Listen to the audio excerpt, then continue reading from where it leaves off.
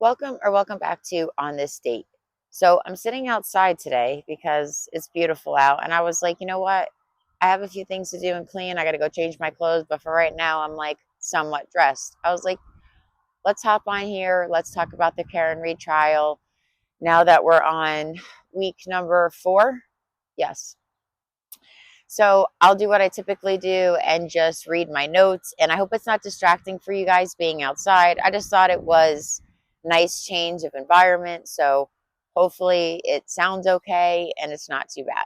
So we were 17 days into testimony, and on what should have been day 18, on Tuesday, the court sent out an email saying it was canceled due to unavoidable circumstances.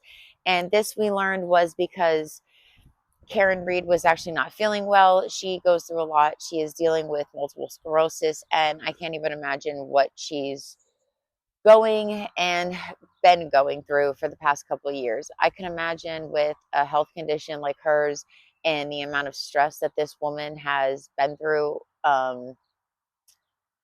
would really be hard on anybody. So, yeah, Tuesday court was canceled. And as we move on, we hear a lot about the traveling glass and the traveling hair, and how could this hair and DNA evidence stay on Karen's vehicle while being transported from 34 Fairview to the Sally Port to be investigated. Um, we talk about how Michael Proctor was left alone with the vehicle. There is Maureen Hartnett, a forensic scientist for the state, and there's this point in the courtroom where she's asked, has she ever been given red solo cups to collect evidence? And she says no. And Alessi kind of leads on that this is not an appropriate way to collect evidence, which obviously we all know this, and which they should definitely know this. And the courtroom, kind of laughs about, has she ever been handed evidence in a red solo cup before? Um, I'm just going off my notes, so it might be like a little sporadic. So John's niece takes the stand, and she testifies about Karen and John's relationship in the weeks leading up to John's death. She states that they were arguing, and she had even heard John state to Karen that their relationship had kind of ran its course and that he was done with her. Um, Now, I know John's niece is probably so heartbroken and so young, and with losing both her parents and then now John, I can't even imagine what this little girl is going through. Um, and it's unfortunate that she has to get up and testify as to how her uncle and Karen's relationship was, and also bringing up, her uncle, essentially her father at the time, that he had taken custody over her and her nephew. Um, and her have to relive this and still keep going through this at such a young age. So my heart goes out for her, and the amount of loss for these kids is so unbelievable. Um, I find it hard, you know, does John's niece's testimony bring anything to the case that we didn't know or um, heard of before? Yes, we knew there was issues with Karen and John, and I can see where the niece is saying what she's saying, and also the niece isn't in their inner workings of the relationship. So the niece is seeing what's going on, and obviously she loves her uncle. And she did state that she felt Karen treated the nephew, her brother, better at times, and that she could be very cold towards the niece. So we heard about that, and we heard about the morning of John's death, where Karen runs in and she's trying to wake up John's niece, and she's like kind of asking, like, what could I have done something to him, or did a plow hit him, and kind of directing her to call friends of theirs. So we heard from the niece there where Karen says that to her. Now, I'm not going to speak too much on whether or not the niece is being truthful about that, like the other witnesses, like the Jen McCabe's, like the Carrie Roberts with the could I have done some things, or the things like that. She's just a kid, so I kind of want to leave it at that. But that is what she testifies to, and I mean, we'd have no reason not to believe her. And yes, it doesn't sound too damning for Karen to have said that, but I did find immediately jumping to could a plow have hit him an odd statement. I again don't know my reaction, and again still stand and believe that Karen is not guilty. At least there's way too much reasonable doubt. Um, and in my opinion, I feel like something is going on with the police department. I can see where it could have been an accident. I just know that there is not enough evidence beyond a reasonable doubt to convict her. And I know that Michael Proctor tainted this investigation from the beginning and was fired. And why they still think that they have a case to bring to trial. But, you know, we're here at the retrial, and second time around we go. So that's what John's niece testifies to. And we have the medical examiner, Irene Bello. Sorry. She performed John O'Keefe's autopsy on January 31st, 2022. And Brennan kind of questions her about her role as a medical examiner and what her tasks and responsibilities are of her job. She explains that she photographs the body, she physically examines it internally, outside. She also takes, pencil and paper notes. Um, he goes on to ask her at any point during her autopsy, do detectives or members of law enforcement come in to be present during the autopsy, which she states yes, and that there is a logbook that they have to log into, and that they are allowed to take their own photographs during this process for their own investigation. Um, she details about how long it takes her to come up with her report and um, her finalization of everything.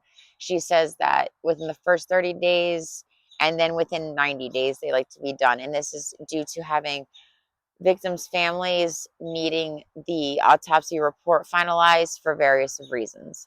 So in their office, they try to stick to it being finalized within the 90 days.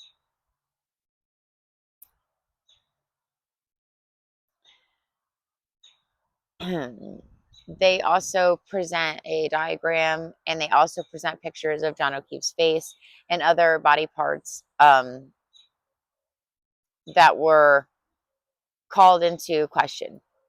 Injuries such as on John's face, there was lacerations on the side of his nose and swelling of the eyelids of both eyes.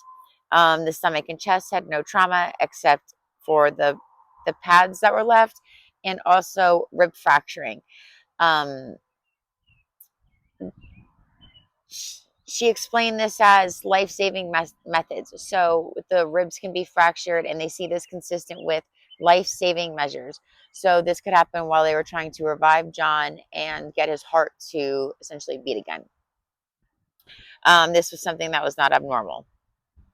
There was the arms and hands that they went over, abrasions on the right upper arm with abrasions on the bottom forearm, 3 bruises on the back of the right hand, and a left hand had a scratch.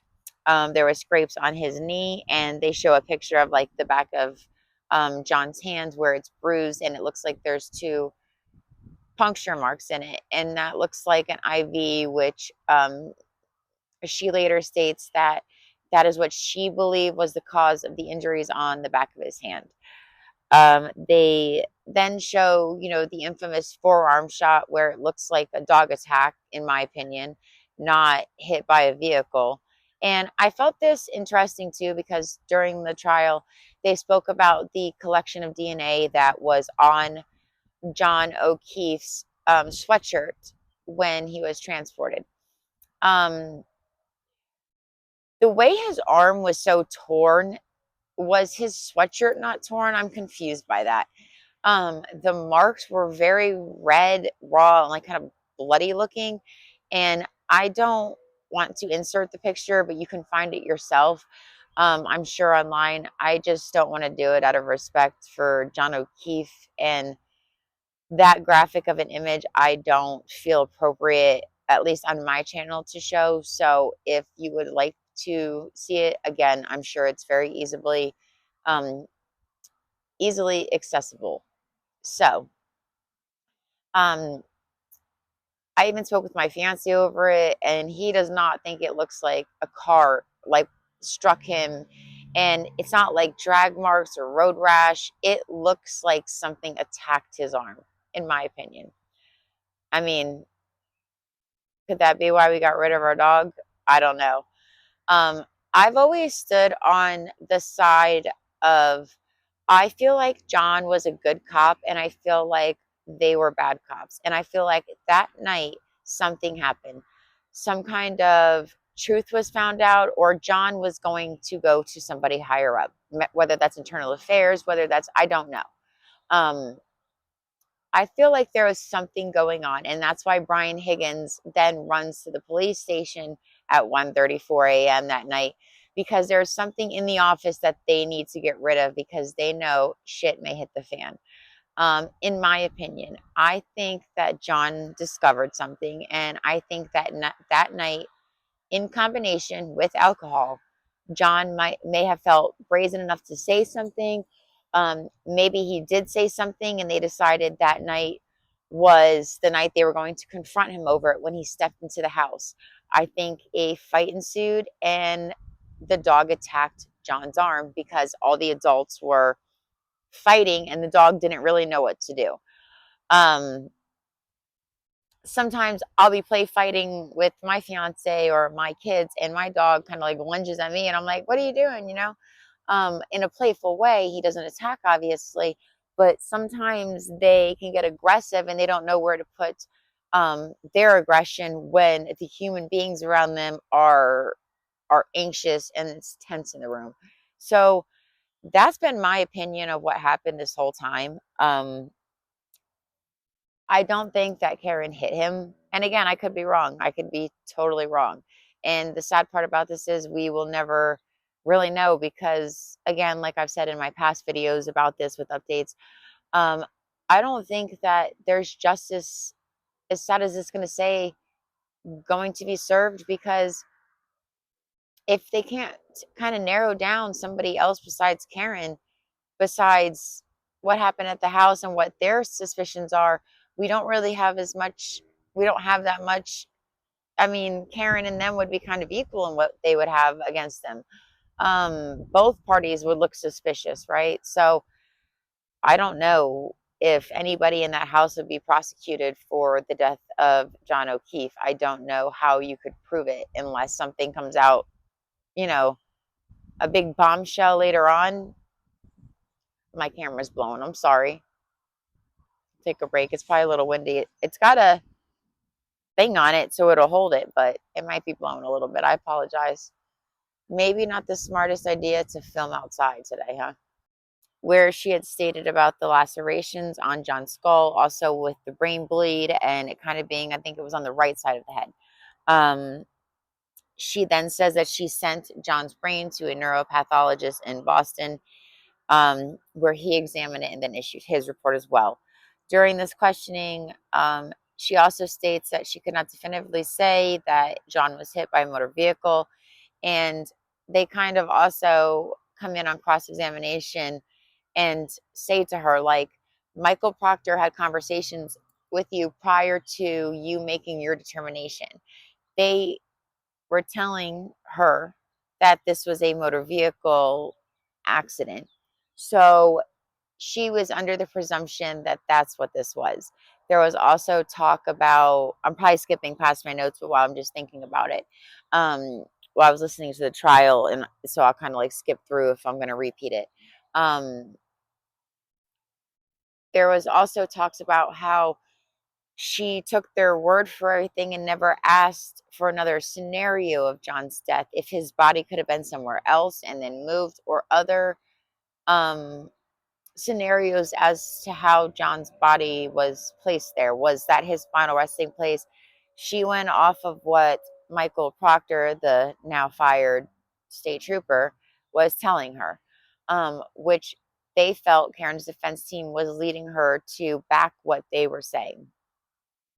um, she explains kind of back about this is that's not her job and that's not how it works. She strictly goes off of scientific evidence and goes with a story to have an understanding, but that at the end of the day, that she goes off of only her medical findings to create her report, and that's her job in it. To me, it kind of felt like a technical way to get away with not asking more questions or testing more scenarios and only taking the state's word for what they were saying. That's how I took it. They speak about hypothermia, and when she's questioned um, about hypothermia, the Karen's defense team says to her on this specific night it was extremely cold, and the wind chill would have made it bitterly cold. Frostbite would have set in on John. Was there frostbite? There was no frostbite. And again, if you're to believe John was hit and then left out there for hours, you think he would have frostbite. So this is kind of showing like John was not outside for hours. He was inside the home and then thrown outside. How I took it, in my opinion. We'll keep saying in my opinion and allegedly because, yeah. Um, we also had the cross examination, and we had we also had Sergeant Yuri take the stand, and they kind of questioned him over. I can't talk today. They questioned him over the Brian Higgins, the video surveillance of Brian Higgins being in there 134, like kind of talked back before. Um, they're questioning him on who is it. They're making him watch a video surveillance of the parking lot for like 10 minutes. And Brian Higgins is carrying something in his hand, and they, ask um, Sergeant Yuri, what is that? And he kind of acts like he can't see anything. And they're kind of questioning why would Brian be there at 1:34 a.m. After he's been drinking at the bar? Why is he at the police station? Why is he in the Sallyport where Karen Reed's car would later be pulled into hours later and involved in a motor vehicle death? So very suspicious. Like, again, why was Brian Higgins there making phone calls? Was Brian Higgins back at the police station trying to make sure everything was taken care of and set and plant evidence? We just don't know, do we? So he was questioned on that. Um, Also, we know about the inverted camera footage where the we got the kids playing over across the street. We also heard about the inverted footage when the prosecution or the state submitted this to for evidence, how they submitted it by accident, inverted the wrong way. So in the first one, it makes it look like nobody's by Karen's taillight and could be like affecting or tampering with evidence. And then on the real version, we clearly see someone is bent down by the taillight. So talked about that. And of course, it wasn't made to be, anything but an accident or nefarious, like, Jen McCabe likes to use the word. Um, we also had Zachary Clark. This is like kind of my last. Oh, we had another Sergeant Evan Brandt. Um, and these two were kind of like the ones who were responsible for taking photos of Karen Reed's vehicle, along with crime scene footage from 34 Fairview, also from One Meadows, where Karen Reed alleges that, well, we see it in ring footage, so it's not really alleges, where she does back into John's vehicle in the driveway. And I guess the alleged part would be she alleges then that the damage was committed as to where the prosecution and the state feel that that damage never occurred. There was nothing that came from that, and this taillight incident was from her hitting John O'Keefe. So yeah, I'm going to try to keep you guys up to date, and sorry for the late video. I recorded yesterday and then deleted the whole video because I was trying to make storage and then deleted. So I will catch you guys back up, and sorry if you did not like the outside video. I'm hoping that the audio was okay. Also, if you liked it, like, comment, subscribe. I'm going to start following the Diddy case. I already have been watching and taking notes. I'm just kind of late on posting it due to I deleted the video yesterday by accident. So now I'm like refilming it. And I just have, regular life things to do some days. So I'm going to get on here and we'll do the Diddy case, which what I've already heard on that case, watching is unbelievable. What I've heard back is going on, being said in the courtroom. And my heart goes out to Cassie and what she suffered and went through. And I hope there's justice for her and every other victim. So we're going to be following that case as well. And then we have Brian Kohlberger coming. So it's going to be a busy few months. All right, guys. Hope you're having a wonderful Sunday. And come check me out on my second channel, Counting Steps with Courtney, where I document my journey with my prosthetic leg. If you want to know what happened, you can go over there, and I have a story about I could have probably went on for longer, but I put the shortest version I could of the story of what happened. So come check me out there, and yeah, have a good day. See you next video. Bye, guys.